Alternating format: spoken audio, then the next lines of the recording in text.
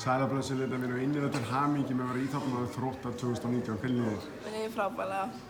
Bjóstu eitthvað við þessu? Nei, ég bjóst alls ekki við þessu sko. Mér fannst bara allir heiðurinn að vera tilnefnd í fyrsta lagi. Þannig mér fannst bara ótrúlegt hvað að tekið vel á móti mér í byrjun árs.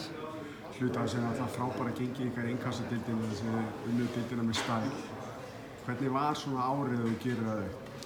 Árið var frábært. Við lögum okkur alla fram og við náðum öllum markmiðum sem við settum okkur og við náðum bara að bæta liðsheildina innan vallarinnar og utan vallarins og samband milli þjálfara og leikmanns var bara geggjað og það var frábær grunnur fyrir Pepsi. Hvað með því persónulega? Eitthvað persónuleg markmið sem þú náður áður eða stendur að eða?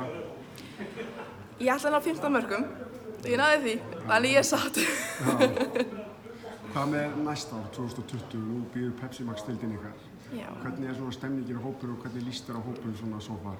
Það er ákveð spenna í hópnum en fólk er alveg til í það og bara aðalmarkmið okkar er að halda okkur uppi núna. Það er bara ekki möguleiki að við sem að falla niður strax. Ætlarðu að setja eitthvað svona persónuleg markmið fyrir 2020?